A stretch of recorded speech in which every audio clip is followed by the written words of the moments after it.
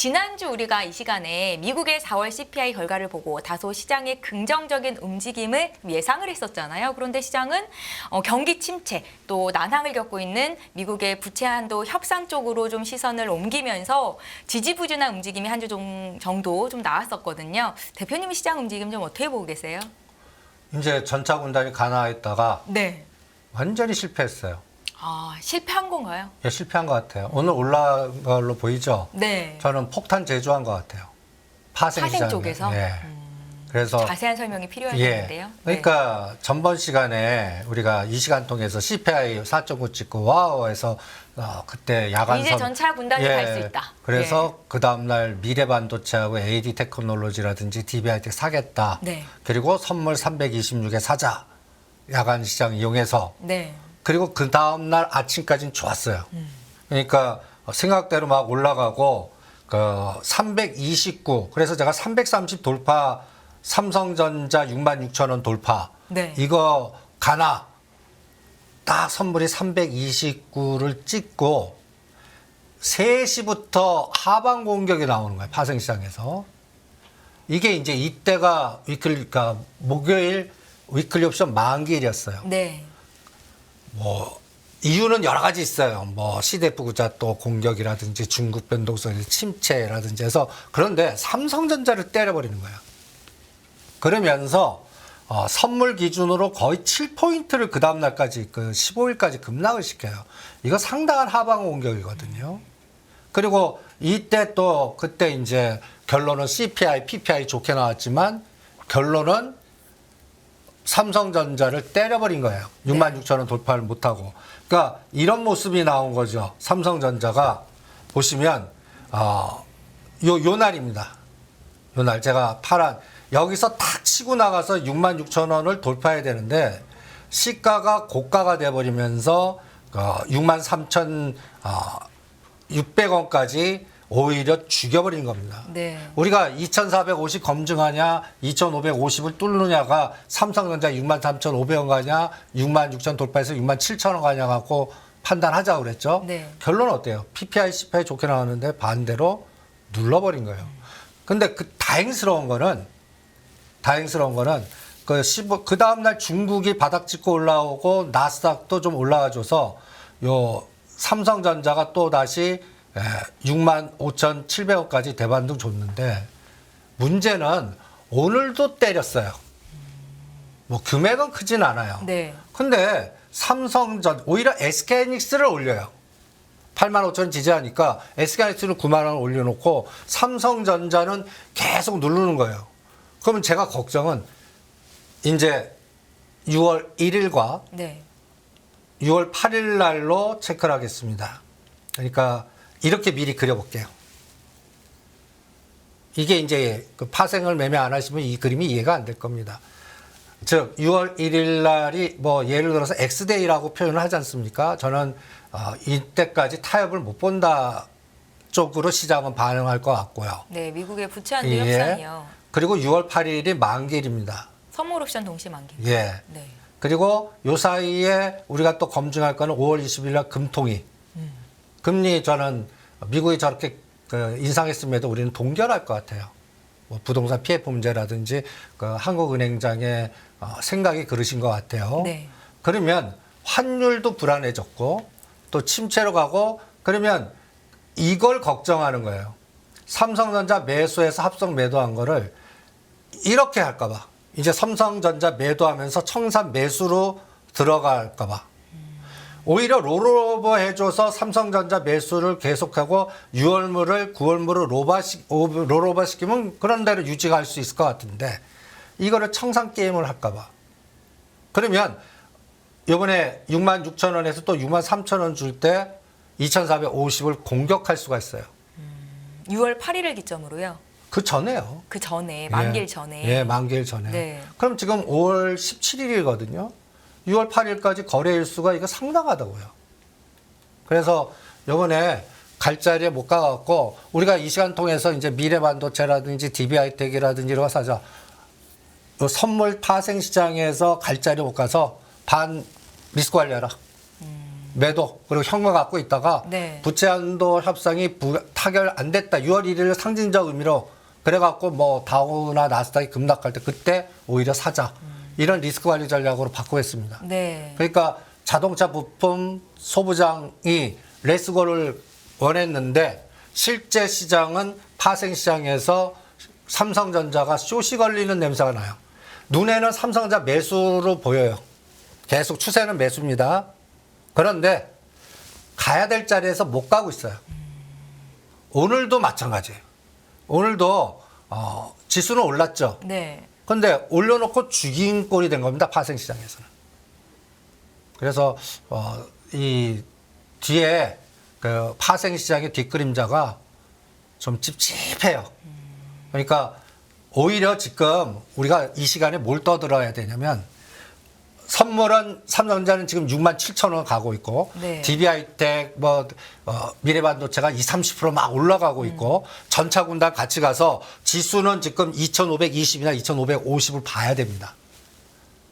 그 논리가 정반대로 2,450 찍고 2,500을 다시 시도하려고 그러다가 뭔가 자꾸 막히는 느낌? 네. 그래서 저는 6월 8일까지 파생 시장에서의 롱숏을 좀 더 두고 봐야겠습니다.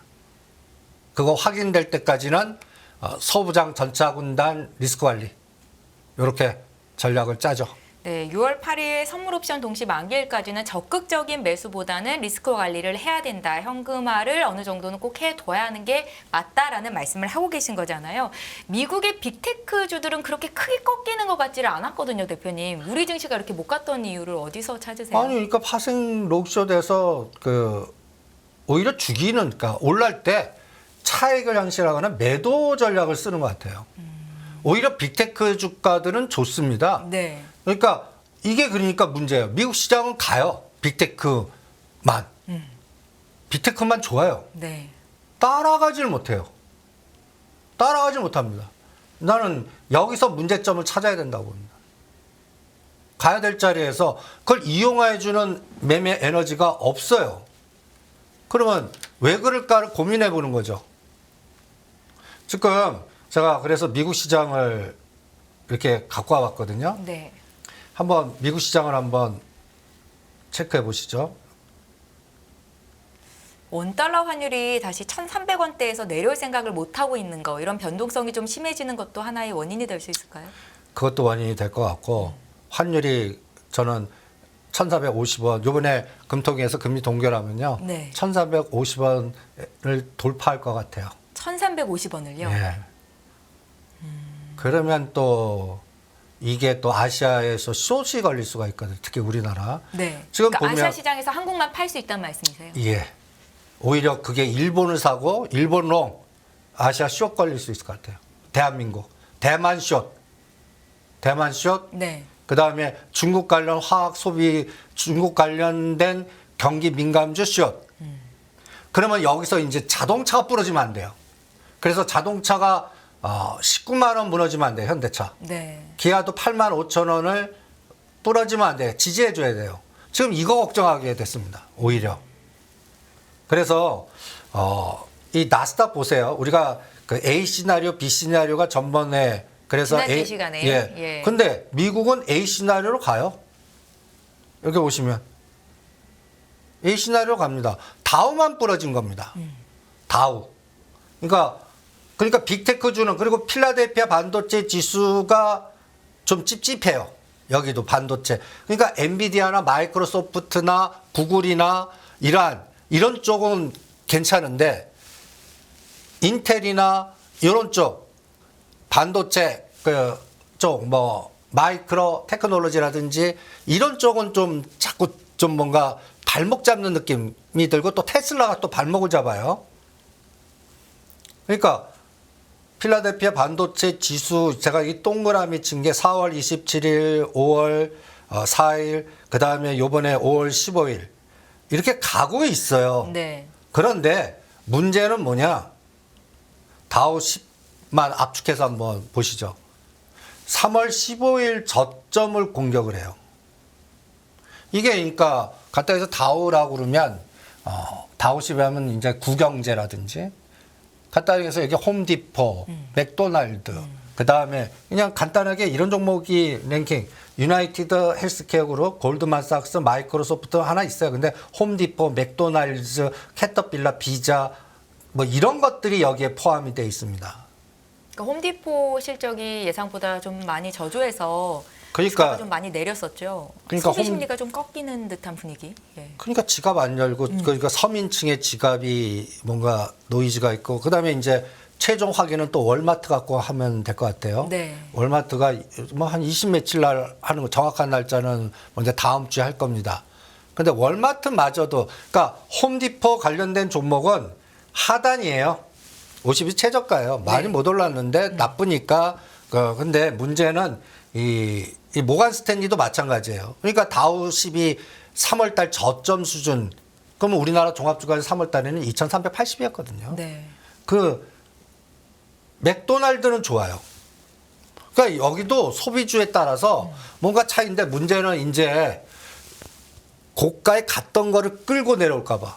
그러니까 이제는 맥도날드나 월마트 이거를 끌고 내려오면은 이게 이제 저거가 되는 거예요. 나스닥도 끌고 내려올까 봐. 네. 그래서 일단 이럴 때 전략은 간단합니다. 그 미국 부채 협상 타결 안 돼. 그 조건으로 배팅을 하는 거예요. 그러면 안 됐을 때 예, 우리가 네. 최대 열어놓을 수 있는 선이 어딜까요? 코스피 지수로요? 예. 한 2,400? 2,400 저도 비슷하게 봅니다. 네. 2,400. 이번에 2,450 찍었잖아요. 그러니까 삼성은 또 63,000원. 그리고 자동차나 경기 민감주가 한번 뭐 5%짜리들이 막 나오는. 그리고 에코프라 코스닥이 4자를 보는. 이번에 49만 9천 원 찍고 돌렸잖아요. 이것도 계단식으로 흘러내릴 겁니다. 그래서 한 40만 원까지는 열어놓고 이게 또 코스닥 지수가 또 코스피를 또 끌고 내려와요. 네. 이게 코스닥이 무너지면 오히려 코스피 쪽으로 대형주 중심으로 가져야 되지 않겠습니까? 그런 게 순환이 또 안 나와요. 전반적으로 투자 심리도 위축이 돼 있고 사실 거래 대금도 지금 많이 위축돼 있잖아요. 7조, 뭐 8조 이 정도 수준이더라고요. 코스닥, 코스피 둘 다. 그래서 네. 시장이 지금 아까 처음에 지적하신 경기 침체, 그다음에 부채 한도 협상이 안 됐을 때 상황 네. 이런 것들을 다 검증하려나 봐요. 그리고 이걸 이용하는 파생 시장의 변동성 전략이 들어간 것 같고 네. 그러니까 우리나라 1등주를 공격하면요. 삼성전 못 가면요. 밑에 단에서 하늘이 막혀갖고 치고 나가죠. 그러면 오히려 개별주들 중심의 순환 종목도 위가 같이였으면요. 어떻게 되냐면 상한가, 그러니까 그러니까 추경, 이렇게 추세적으로는 쫙 가는, 그러니까 오늘 백신 관련 종목들이 단예예요. 중앙 백신 같은 경우도 오늘 17,000원에서 14,000원까지 꼬리 달리면서 급락하거든요. 호재가 나왔는데 오히려 차익 매매 실현으로 이용을 해요. 그러니까 식약청에서 구제역이 확산되니까 뭐 백신을 강제로 써야 된다 해서 시간의 상한가 오늘 장중 고점 만들었고 차익 매물. 지금 그리고 지금 움직이는 종목들 보면 소외주 중에서 다 우리가 전번 시간에 경기 민감 그 전차군단이 가냐 공포를 만드는 방산이니 원전이니 그 다음에 또 식량 위기 관련된 것만이 구조 이런 것들이 가면 대형주가 안 되면 지수가 빠집니다. 그런데 오히려 그런 종목이 가요. 네. 지금은. 그런데 문제는 뭐냐? 대형주도 뭔가 선도주가 잘 안 나오고 있고요. 개별주도 연속성이 없으면서 매매하기가 만만치 않은 종목들이에요, 다. 여러분들이 일반 투자자들이 중앙 백신이라든지 뭐 우리가 여기서 집중한 한일 사료라든지 그 다음에 최근에 상한가 행진 주는 게 소룩스라고 있습니다. 네. 소룩스라는 종목도 가만 보시면 그 터널 지하공사 때 조명기구를 다는 회사예요. 네. 그러니까 지하와 그래서 이쪽 섹터에 관련된 건 특수건설, 동아지질. 근데 오히려 그동안 소외됐던 소록스를 급등시켜요. 개별주 중에서 소외된 것들만 돌아가면서 하는 장인데 문제는 그런 걸 일반 투자자들이 찾아낼 수가 있겠냐. 찾아내더라도 대응하기 참 어렵죠. 그렇죠. 그러니까 장이 저는 전번 수요일 이 시간 나와갖고 목요일, 금요일 아침까지는 기대를 했습니다. 그런데 파생시장에서 뭔가 그림자가 어두운 그림자가 껴있고 치고 나가지 쌍두마차가 가지 못하고 그러니까 달리려다가 바퀴가 빠졌거나 평편한 도로인 줄 알았더니 진흙바닥인 거예요. 그래서 그냥 꼬라 박은 거예요. 네. 그리고 가질 못해요. 그러면서 오히려 반대되는 시각의 어떤 전략적 종목들, 뭐 사료, 공포 마케팅 관련된 종목들이 오히려 깎으로 돌아가면서 순환되는데 연속성이 없고 이렇게 되다 보니까 질은 나쁜 거죠. 시장의 질은. 그래서 가장 중요한 게 네. 저는 이제 일본과 중국과 우리나라 이 세 가지, 그러니까 아시아의 또 주 시장의 인덱스를 들여다봐야 될 것 같아요. 대표님, 최근에 일본 증시가 일본 니케이 지수가 다시 3만 포인트를 돌파했습니다. G7 정상회담을 앞두고 이 같은 흐름이 나와서 일본 증시가 참 부러운 그런 상황이 됐는데 중국 증시는 그게 또 아니고 우리나라 증시도 약간은 멈춰 있는 상황이잖아요. 왜 이렇게 일본 증시가 강한 겁니까? 저는 워렌 버핏 덕분이라고 봅니다. 상사주 투자한 게 원인이 되나요? 아니, 그러니까 예. 여기도 추종 매매 헤지펀드들이 꽤 있지 않겠습니까? 그러면 대만을 팔아요. TSMC 팔고 애플하고 그러니까 애플을 사요. 그리고 일본 종합상사 7개를 사요. 네. 그래서 우리는 그 아이디어가 받아서 같이 따라서 하자. 우리는 그래서 포스코 인터내셔널, GS 글로벌이니 그다음에 이게 원자재 싸움이니까 그리고 동부아시아의 갈등 구조를 예측하는 거다. 그럼 네. 환율이 급등할 거고 그럼 중국 관련 리오프닝주 매도 그다음에 중국 관련 석유화학 관련된 대한유화는 이런 것들이 쏙 걸리고 심지어는 여행 관련주도 못 간다. 네. 그러면서 이쪽이 에너지가 빼서 종합상사 쪽이나 그다음에 물류 쪽으로 가자 이 논리 아닙니까? 네. 근데 이게 보시면 상해 증시 보세요. 상해 증시. 요게 이 3,400을 뚫지 못했습니다. 요게 5월 9일입니다. 우리 꼭지가 5월 8일이에요. 네. 그리고 나서 이렇게 급락을 한 거예요. 요 그 전번 주 목요일 날 급락의 또 하나의 트리거가 상해 증시 급락입니다. 상해 증시 급락이에요. 대신 여기 쌍바닥 그러니까 3,200원 검증을 했어요. 그런데 요게 3,200이 우리는 2,450으로 보시면 됩니다. 비교 같이 하시면. 네. 그리고 지금 3,300과 3,320이 우리 2,500 보시면 돼요. 그리고 5월 8일 상해종합지수 3,400이 우리는 요번에 찍은 선물이 330이고요. 그 다음에 종합주가는 2,525입니다. 지금 상해가 또 불안한 거예요. 그러니까 중국 증시 그리고 지금 미쓰비시 상사, 이토츠 상사, 스미토모 상사 이런 종목들이 일본의 종합상사 대표적인 건데 일본 니케이 지수 보세요. 부럽죠. 여기 위치가 네. 우리 여기 보시면 2022년도 1월 달에 고점 근처에 온 거예요. 우리 이때 종합주가에서 3,300선인 거예요. 얘네들은 여기로 온 거예요. 그리고 그 견인차가 미쓰비시 이게 주봉인데 그 저항이었던 자리를 뚫고 가는 거예요. 이 에너지가 간단히 얘기해서 대만 숏. 그러면 대만을 숏하는 건 TSMC 숏은 잘못하면 우리나라도 경기 민감 선도주도 숏 걸릴 수 있다라고도 고민을 해봐야 돼요. 그리고 이 에너지가 일본으로 뺏어가거나 아니면 갖다 해서 지수는 빠져도 방산이니 원자력이니 공포를 조성하는. 그러니까 환율이 급등하고 지정학적 리스크가 나올 때 올라갈 수 있는 종목들. 네. 이런 것들. 최근에 그 우크라이나 젤렌스키 그 영부인이 오셔갖고 뭐 얘기하는 것들이 우크라이나 지뢰 제거라든지 재건 뭐 이런 것들이 나오니까 또 그쪽에 관련된 종목들이 또 상한가 치거나 올라가는 현상. 이런 것 같이 시장이 자꾸 한쪽이 죽으면서 우리 에너지를 지금 뺏어가는데 뺏어가는 게 주력을 뺏어가요. 우리나라가 수출을 먹고 가는 나라들 아닙니까? 그런데 그쪽에서 또 갈 자리에서 못 가고 노이즈가 생기니까 이거를 저는 선물 옵션 동시 만기까지는 리스크 관리 하겠습니다.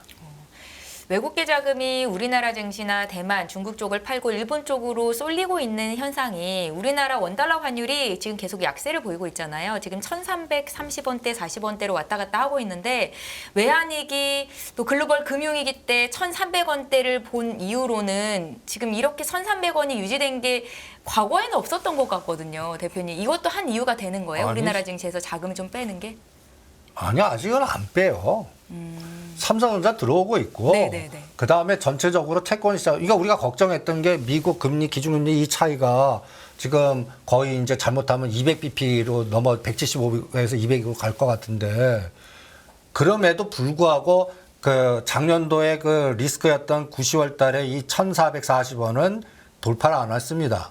그리고 이번에 1,210원까지 갔다가 네네. 지금 최근에 1,440원에서 1,300원을 살짝 근처 갔다가 다시 치고 나가는데 이번에 금통위에서 금리 동결하면 이걸 치고 나갈까 봐요.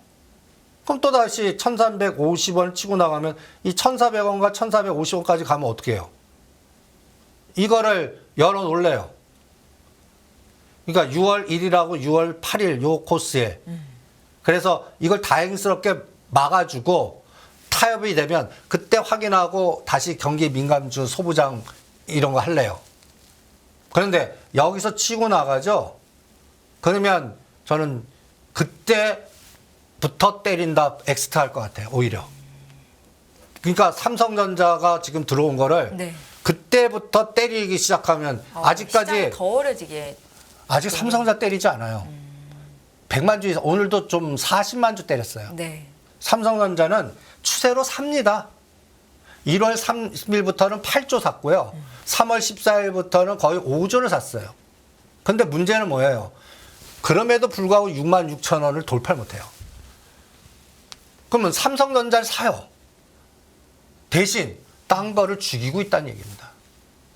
그러니까 이게 전체로 가는 게 아니라 갑자기 풍선 한쪽을 누르 죽이니까 삼성전자만 사주는. 근데 제가 가장 걱정하는 건 눈에 보이게 삼성전자를 이제 때리기 시작하면 그러니까 아까 합성 관련된 이게 네이키드 매수라면 제가 안심을 해요. 네. 근데 요새 비차익 매수가 아니에요. 비차익이 안 들어와요. 그러니까 합성된 거예요. 합성. 그럼 이걸 로로바 해갖고 시간을 좀 끌어줬으면 좋겠어요. 그러니까 이제 나스닥이 갈 때 우리는 못 갔어요. 가장 걱정은 나스닥이 오히려 이제 못 가고 급락할 때 우리는 갔다 해서 대장 부러지면 오히려 이거 걱정하게끔 지금 전번 주에 목금이 그래서 중요한 거예요. 네. 그리고 목금 이후로 가는 종목들 보시면 그냥 그 공포를 먹는 종목들 그런 종목들만 가요. 그러니까 시장의 질은 오히려 제가 전번 시간에 가장 고민했던 거 C펜하고 P펜하면 이거 2450도 공격하고 또 그러면서 그냥 그 컨트리 리스크가 불확실할 때만 가는 뭐 개별 뭐 정책 테마주나 내수주나 이런 것 아니면 폭탄 맞은 종목 이미 바닥을 찍고 있는 종목 네. 이런 것들만 하나 고민해 보자 그랬는데 그날 C펜 나와서 이틀 기대했다가 완전히 그냥 뒤통수 맞아갖고 그래서 리스크 관리 후퇴 작전상 후퇴 그리고 배팅 짧게 잡아 올라가는 거 눈에 보이고 좋다고 떠오르는 건 다 때려 보유하신 분들은 현금 만들어 그리고 안 간 것들만 순환으로 기다려 길목 지키기로 앞으로 6월 8일까지는 그 전략으로 가겠습니다. 그 SG 사태로 촉발된 CFD 구자를 전소조사한다라고 하잖아요. 이게 불확실성의 또 하나의 원인이 되는 거예요, 대표님? 저는 그것도 하나의 원인 같아요. 아주 중요한 원인 같아요. 네. 그래서 제가 이거 CF 구자 우리가 구자 조사는 못 하잖아요. 그죠? 금액도 만만치 않고. 네. 그래서 SG 창구만 하는데 뭐 SG 창구만 있겠습니까? 그래서 전 그 6개월 동안에 외국계 창구로 대량 거래된 거 이거는 찾아낼 수 있어요. 네. 그럴 때 이제 조건을 이 그림 보시죠. 외국계 창구가 6개월 동안 대량 거래를 많이 한 종목 중에 이렇게 급등한 거, 여기서 투자의 아이디어를 주시는 건가요? 예, 급등한 거는 무조건 때려. 갑자기 하종가 칠 수도 있으니까. 그리고 아니면 좋다고 생각하더라도 어느 선을 깨면 무조건 빠져나와. 괜히 급락한 다음에 이거 어떻게 해요? 하지 마시고. 네. 그 다음에 반대 시각. 오히려 반대로 된 거. 외과 창구 중에서 오히려 거의 1년이나 1년 반 동안 떨어지기만 하다가 대량 거래된 거. 이것도 CF 구자에 분명히 있을 거거든요. 그러니까 간단히 해서 그쪽과 연결된 세력만 있는 거 아니라고 봅니다. 이 바닥에도 비슷하게 비슷한 매매 패턴을 갖고 있는 저는 사모펀드들 꽤 있다고 봅니다. 그럼 그쪽에서 바닥권에 새롭게 대량 거래되면서 하는 것들은 뭐가 있어? 반대로. 그러면서 찾아봤어요. 네. 요게 SG 창구 중심으로 6개월 동안 대량 거래된 종목들입니다. 신대양재지, DYPN 이거 벌써 다 부러졌어요. 신대양재지 최근에 다우데이터 그 다음에 삼천리 다음 타자가 DYPN 신대양재지 그 다음 타자로 급락하지 않습니까? 그리고 이렇게 딱 봐요. 상신 브레이크 이런 종목들을 다 그래프를 그려 다 봅니다. 네. 여기서 대형주나 많이 빠진 건 좀 뺐습니다. 그 다음에 그러니까 DYPNP 다음 타자 이렇게 큽니다. 그 다음에 이게 주봉으로 보면 저는 이건 더 빠진다고 봅니다. 하한가 4번이나 3번이나 4번 치면 바닥이라고 봐요. 그런데 아직까지도 여력이 남아 있어요. 아직도 다 털린 것 같지가 않아요. 네. 그러면 이거 아이디어 DYPNF는 저는 15,000원 정도 오면 관심을 가질랍니다. 이게 이 정도 빠지면 다우데이터나 삼천리 같은 하락 속도에 3번이나 4번 하한가 정도 수준 되면요. 신대양재지. 얘도 지금 나오고 있는 것 같아요. 그러면 여기에 연결되는 얘도 한 4,000원과 5,000원에서는 역발상 전략으로 이제는 다 두들겨 맞았다라고 판단하겠습니다. 이걸 오히려 역으로 이용하거나 이제 이런 거 안 하는 겁니다. 영풍재지. 이것도 예를 들어서 18,000원 깨면 무조건 던질래요. 이것도 다음 타자 되면 어떻게 해요? 그럼 갑자기 10,000원까지 빠지면 어떻게 해요? 미리미리 조심하는 거죠. 영풍재질 같은 종목도 CFD 계좌로 좀 묶여서 급등을 만들어낸 종목일 수도 있다는 말씀이시죠? 아니 매매 참 있어요. 심지어는 예. DB하고 DB하이텍도 있더라고요. 그래서 반 끊으라고 한 겁니다. 이게 전수조사 들어가면 네. 일단 리스크 관리하거나 또 미리 대비해서 털는 세력들이 분명히 있을 겁니다. 그러니까 그 창구에 많은 거래가 있는 흔적이 있는 거. 그걸 미리 대비하자고요. 이쪽도 정보력의 싸움이군요. 그러니까 외국계 창구에서 대량 거래된 것 중에 너무 많이 급등했는데 신용 포지션이나 외국 포지션이 기관이 아니고 간단히 해서 무슨 블랙록이나 구체적인 회사가 아닌 약간 외국 개인으로만 뭔가 돼 있는 네. 그럼 냄새가 나잖아요. 그런 것들은 미리 선제적으로 대응을 하자고요. 그 다음에 이미 이제 이렇게 미리 터진 것들은 이제 오히려 이런 것들이 전 안심입니다. 오히려 아직은 못 가죠. 전소자 이런 것들은 한 3개월이나 6개월 지나서 발동 걸릴 거라고 봅니다. 그러니까 오히려 포탄 터진 자리를 노리거나. 대표님 이런 종목들은 종합주가지수랑은 상관없이 없어요. 움직이나요? 없어요. 그리고 이런 종목은 이번에 그 세력의 다단계 게임 에너지가 있었기 때문에 기업은 굉장히 좋습니다. 그래서 10년 만에 처음 보는 구자의 네. 위치예요. 그런데 지금은 법적 리스크 노이즈가 있기 때문에 여기 바로 안 건드려요. 그러니까 이런 종목들은 사놓고 내년 연초에 딱 열어보면 하락폭의 한 반 정도는 회복할 거로 봅니다.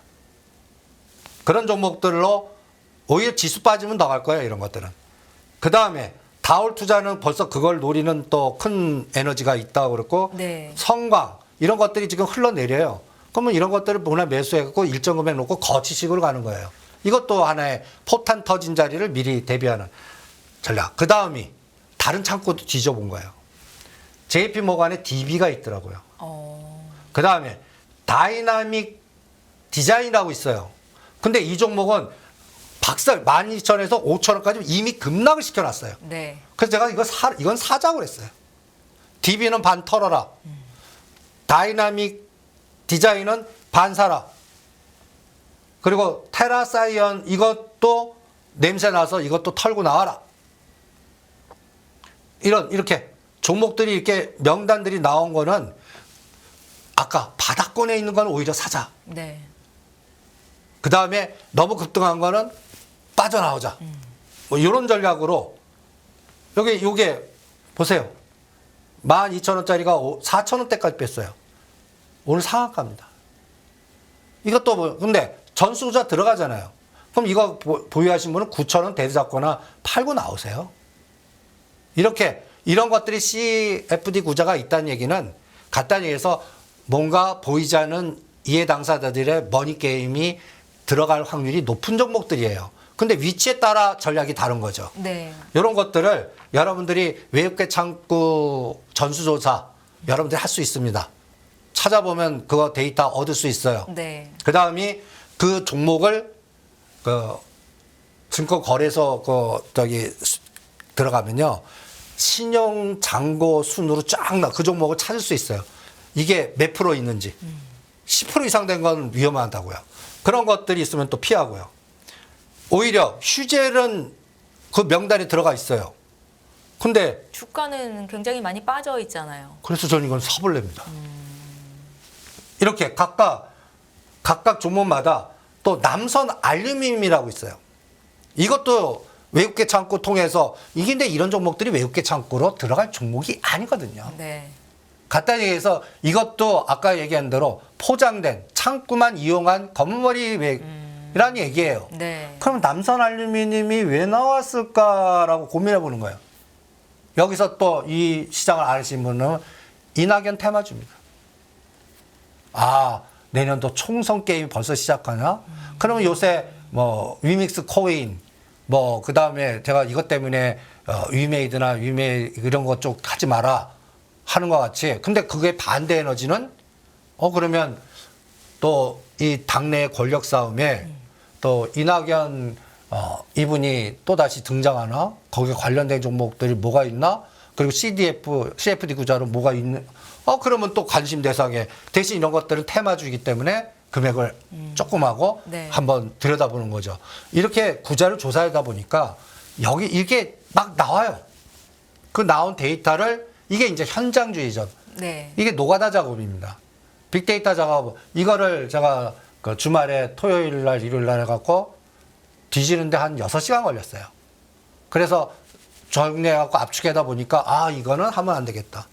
요거는 냄새 나네. 이렇게 구분이 되는 겁니다.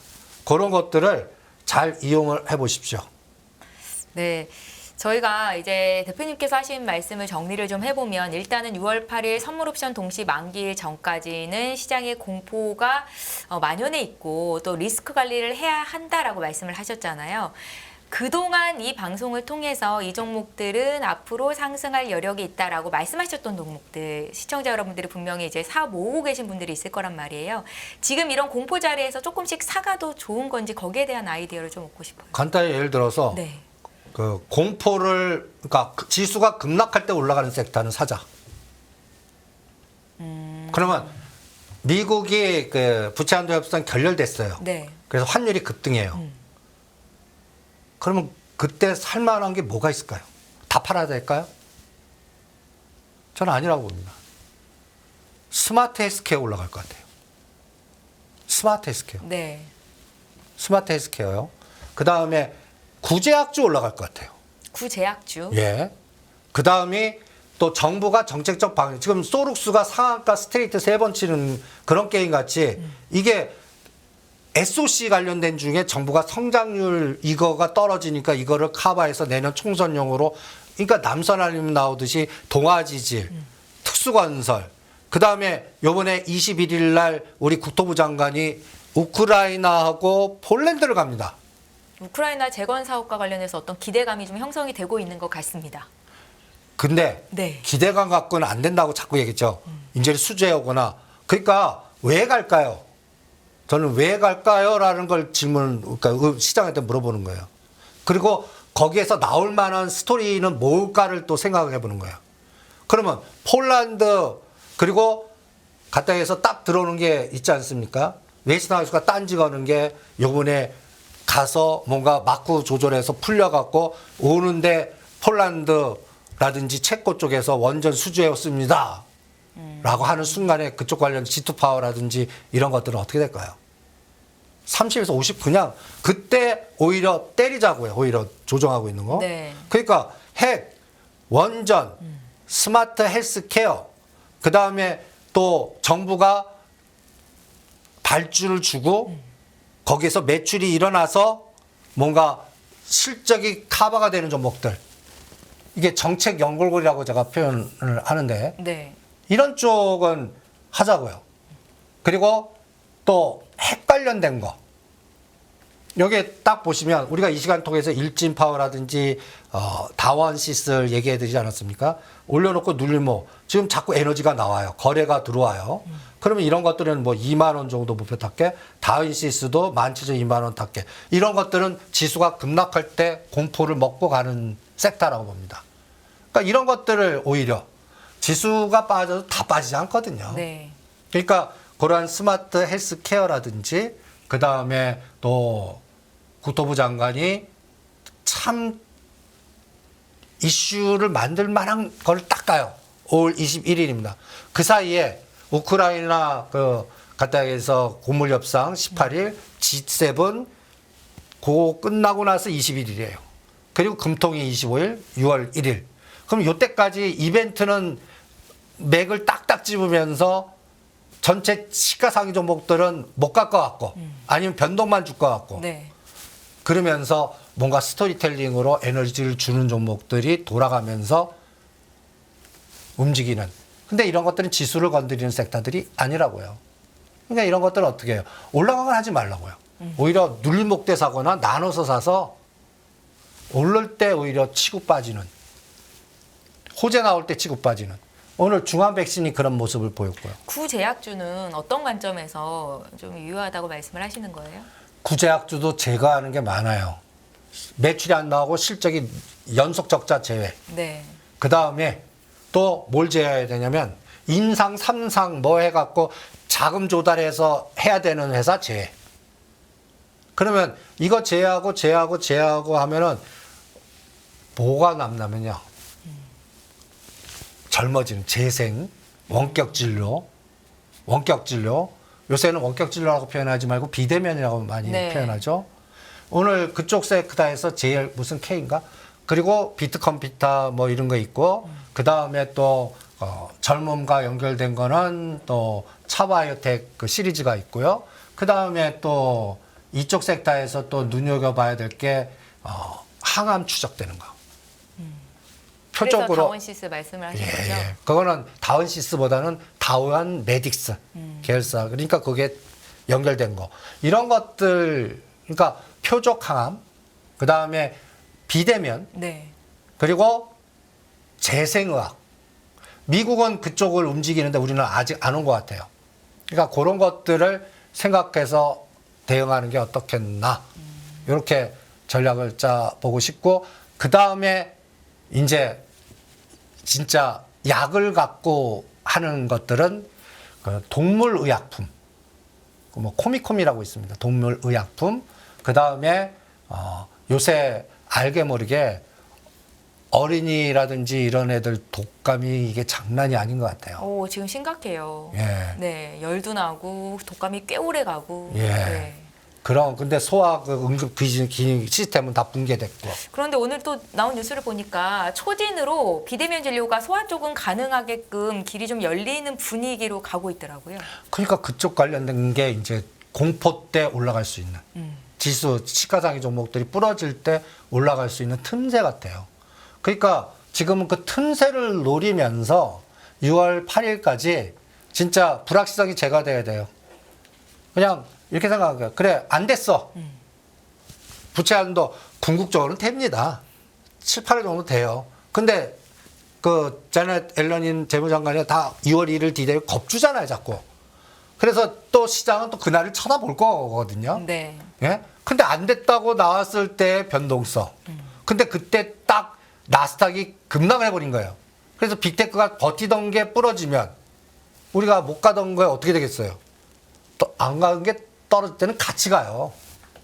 그러니까 이런 것들을 다 검증해야겠죠. 그래서 오죽하면 우리가 레츠고 불렸던 미래반도체라든지 DB하이텍이라든지 AD테크놀로지라든지 이런 것도 반 끊고 현금했다가 6월 1일이나 8일 날 상황 보면서 다음 더 떨어지면 거기서 다시 평균단가 낮추기 전략 하든지.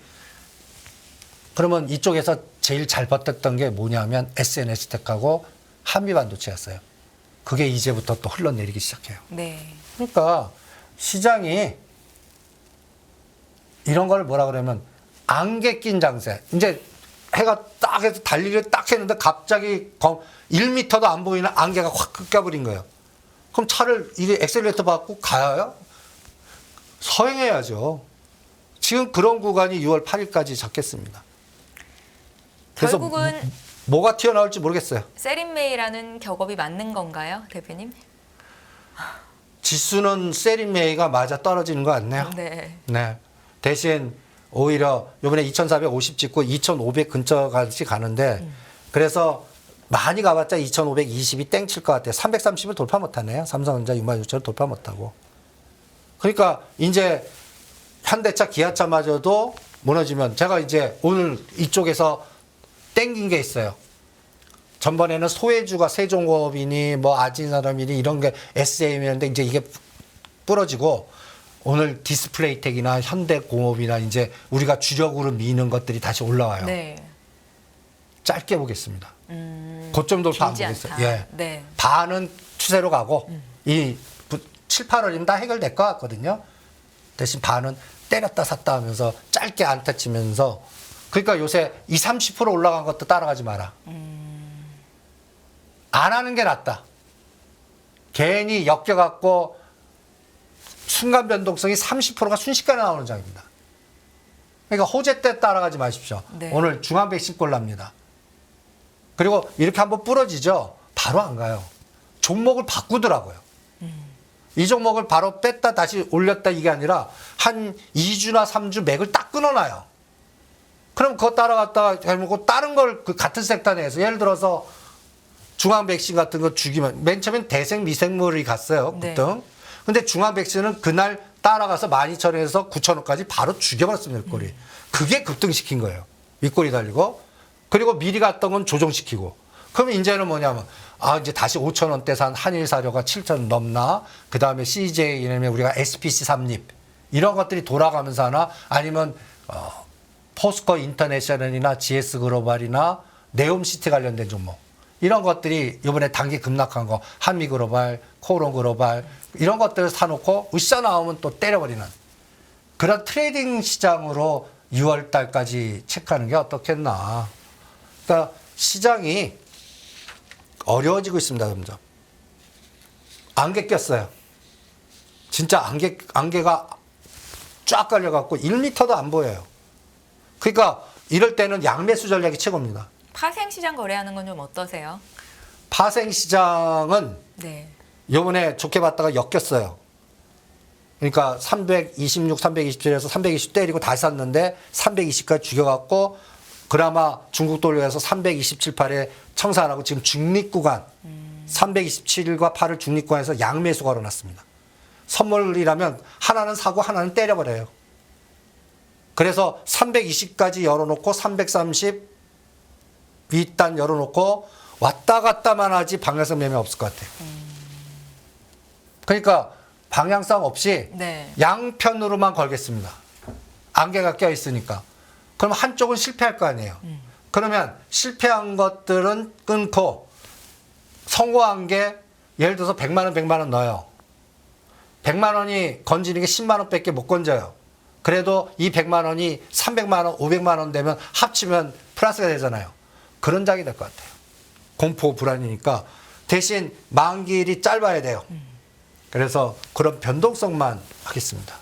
대표님 요즘에 핫한 업종 중에 하나가 또 엔터주인데요. 대표님께서는 엔터주에 대한 언급은 많이 안 하시죠? 저는 편견이 있는 섹터가 있습니다. 네. 엔터, 게임, 풍력. 왜죠? 그냥 개인적인 성향도 있고요. 엔터 쪽은 네. 간단히 예를 들어서 네. 실적 좋고 너무 집중돼 있어요. 그러니까 한때에서 블랙핑크 누구나 다 집중돼 있어요. 거기가 부러지면요.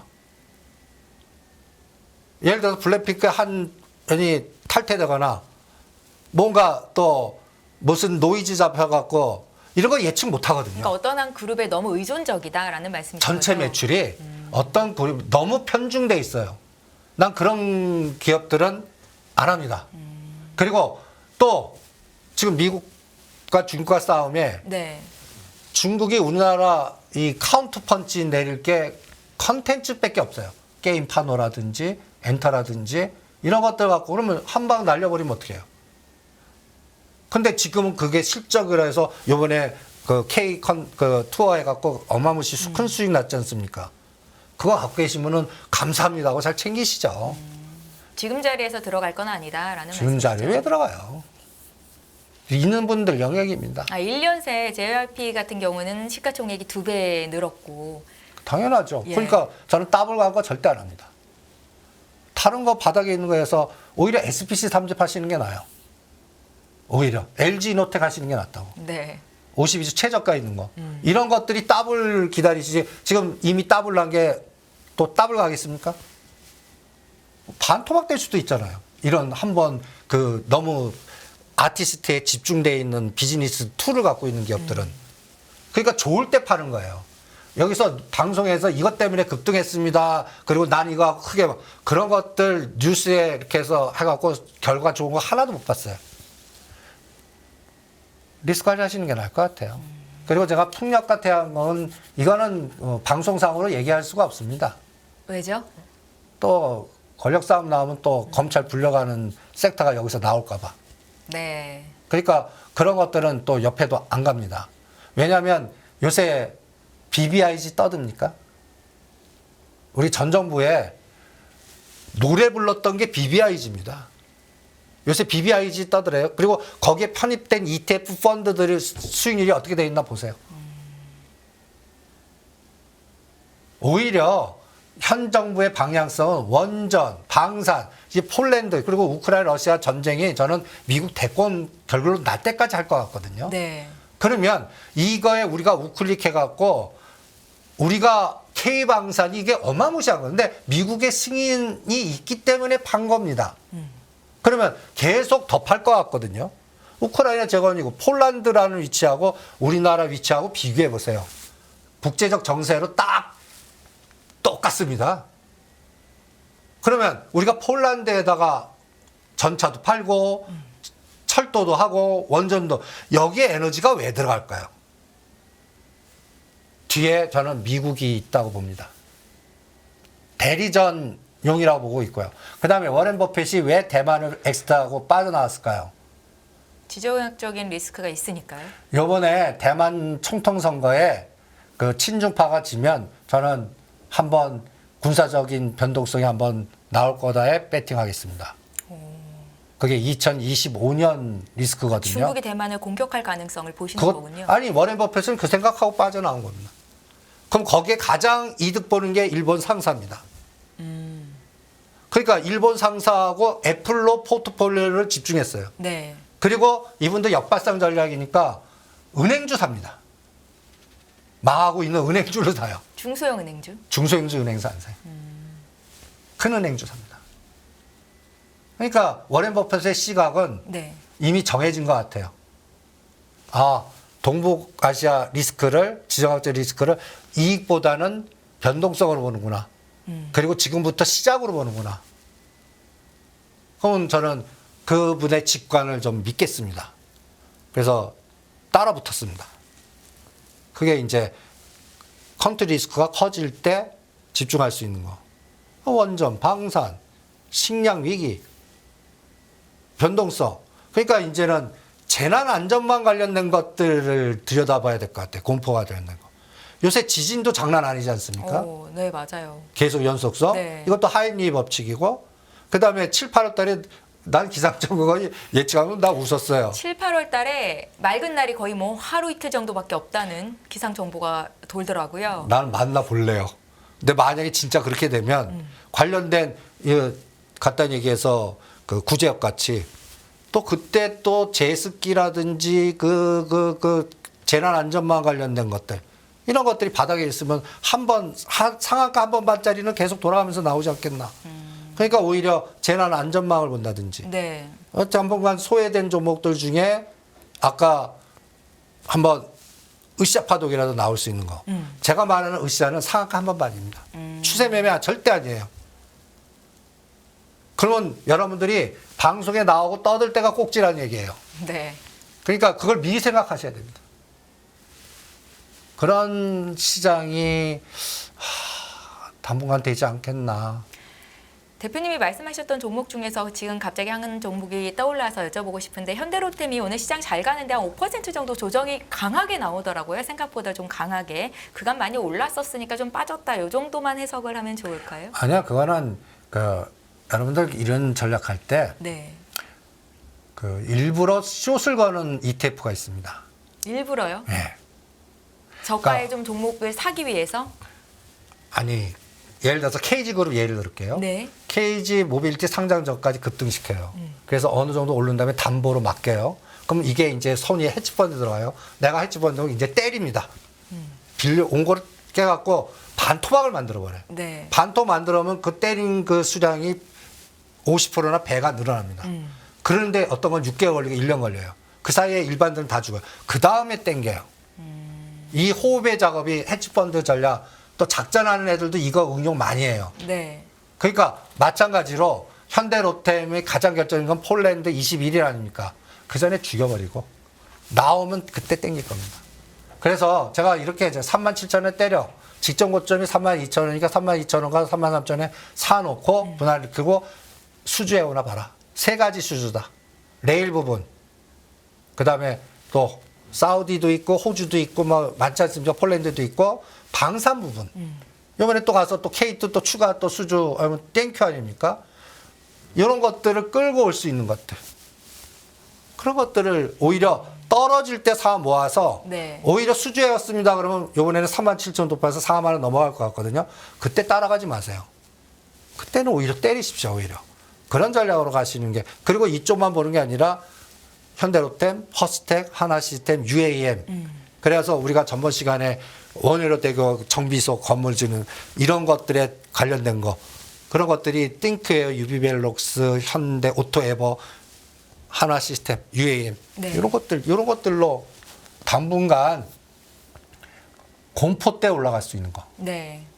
그리고 경기민간 쌍두마차는 6월 8일까지 좀 확인할게요. 가야 될 자리에서 못 가고 안개가 꼈다는 얘기는 뭔가 좀 두들겨 보고 네. 확인하고 다음에 좀 그러니까 6월 8일 날 이 포지션이 다 청산되는 게 어떻게 롤오버 시키냐. 까고 가나. 그거 보고 할게요. 네. 네. 금융투자로 돈 벌기 쉽지 않으시죠? 그런데 불가능한 것도 아니죠. 글로벌 IB 트레이더의 눈으로 본 더 넓은 금융의 세계, 그들의 투자의 기술 정말 궁금하지 않으십니까? 여러분들을 응원합니다.